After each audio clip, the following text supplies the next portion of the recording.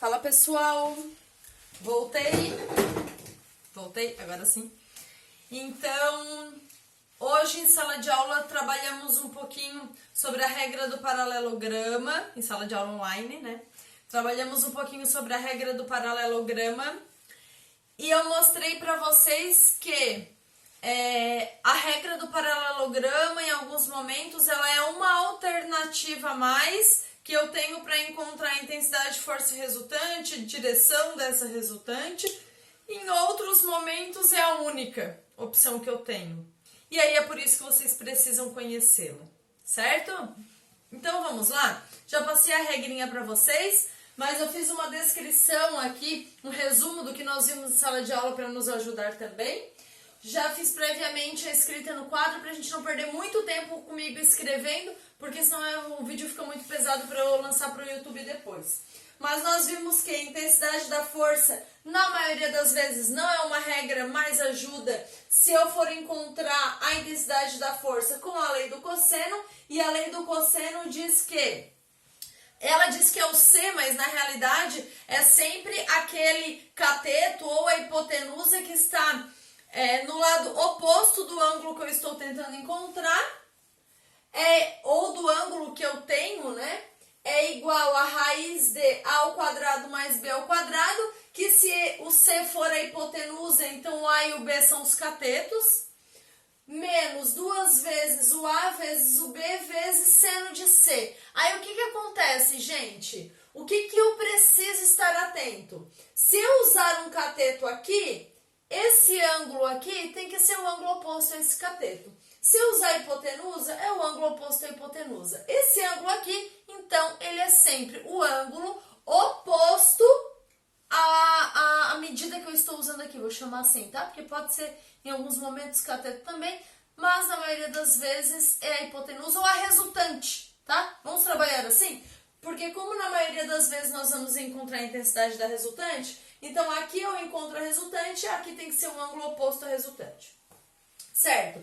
Direção da força e intensidade das componentes eu encontro pela lei do seno, que é A sobre seno de alfa é igual a B sobre seno de beta, que é igual a C sobre seno de gama, mas eu nunca vou usar as três, né? É sempre uma igualdade com duas delas, dependendo o que eu tenho.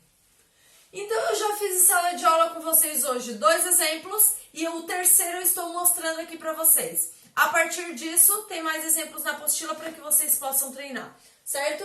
Então, eu tenho aqui o meu eixo X, tenho aqui o meu eixo Y e o exercício está pedindo a intensidade e direção da força resultante, sendo que eu tenho aqui duas forças, uma de 100 N, a outra 150 N. A força de 100 N faz 15 graus com o eixo X, a força de 150 N, 10 graus com o eixo Y. E aí, o que eu falei para vocês em sala de aula?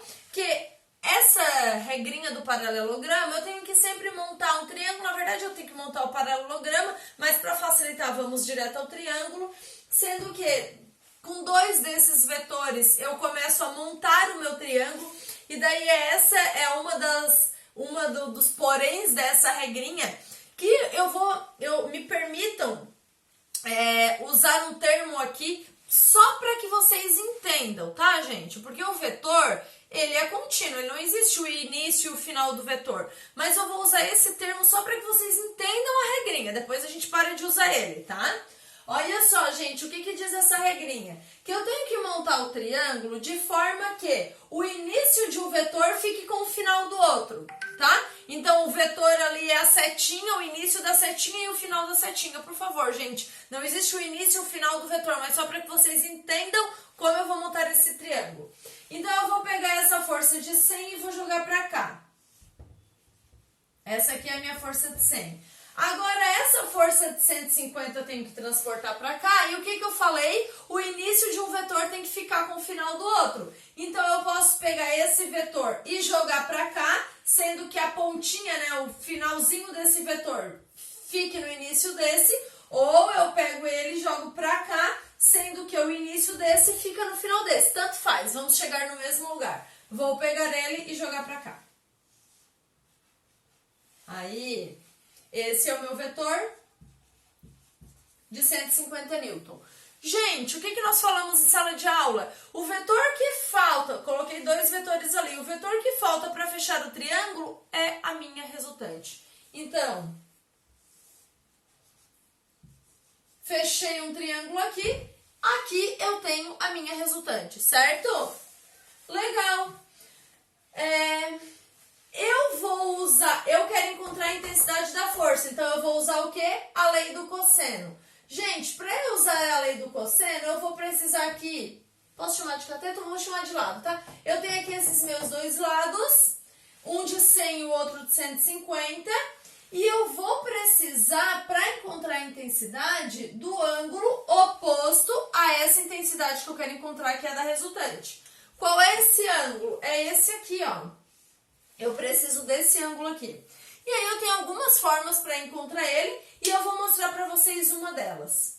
Gente, se eu pegar este vetor e continuar com ele aqui, ó, tá? Se eu continuar com ele, eu tenho aqui uma reta, certo? Aqui, ó, eu tenho uma reta. Qual é o ângulo da reta? É 180 graus, sempre, certo? E o que eu conheço aqui? Eu conheço o ângulo entre o início do vetor de 150 e o início do vetor de 100. Conheço, será? Deixa eu ver. Início de 150, início de 100. Olha, gente, eu conheço mesmo. E quantos que é esse ângulo do início de um e do início do outro? Olha, gente, se eu sei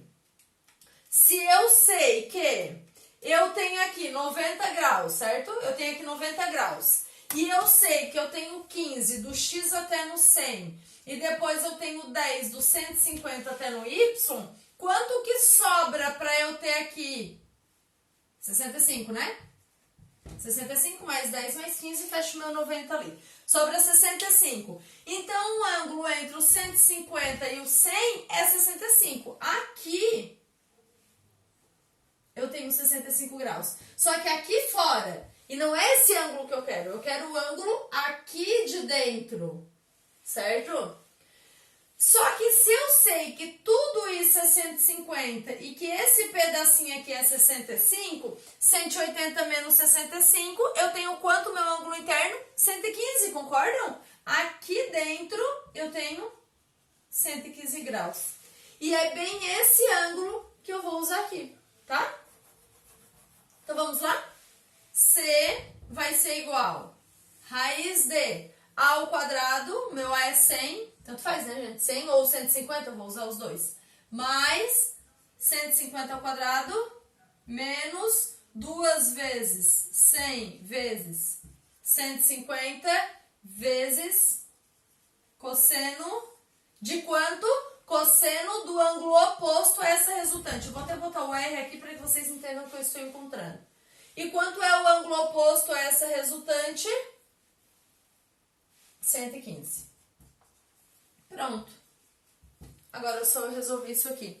Gente, eu já tinha resolvido aqui pro vídeo não ficar muito grande, eu não ficar perdendo tempo calculando aqui na calculadora. Deu 212,55 a resolução disso aqui, tá? Pessoal, calculem de verdade, tá? Não apenas copiem o resultado. Porque se não chegar no resultado que eu cheguei, em primeiro lugar que eu posso ter errado alguma coisa na hora do cálculo, mas se eu não errei, nós precisamos conversar o porquê vocês não estão chegando. E essa é a hora de a gente errar, essa é a hora de a gente discutir. Então façam mesmo para ver se estamos chegando no mesmo lugar. Pronto, encontrei a resultante. Intensidade e direção da força resultante. Eu encontrei só o quê? Só a intensidade. A direção eu ainda não encontrei. Vamos encontrar? Para encontrar a direção da força resultante, qual é a equação que eu vou usar? Lei do seno. Sendo que A sobre seno de alfa é igual a B seno de beta. Gente, o que é esse A? O que é esse B? São os lados, gente. Olha só, aqui do meu triângulo. Se eu usar resultante, como se a resultante fosse o meu A, eu uso quem? Sobre seno do ângulo oposto, que é 115. Se eu usar 100, seno deste ângulo aqui oposto. Se eu usar 150, seno deste ângulo aqui oposto. É sempre o ângulo oposto, tá, gente? Então, vamos lá. Eu vou dizer que o meu é a resultante, então a minha resultante é 212,55 sobre seno do lado oposto dele, que é 115 graus. É igual. Agora eu vou usar o 150 sobre seno do ângulo que está oposto a ele, que eu não sei quanto é. Vou chamar de alfa.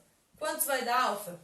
Professora, por que tu usou 150 e não 100? Porque eu quis, gente. Eu poderia ter usado 100 também. Não tem problema. A gente tem que chegar no mesmo resultado lá no final, tá?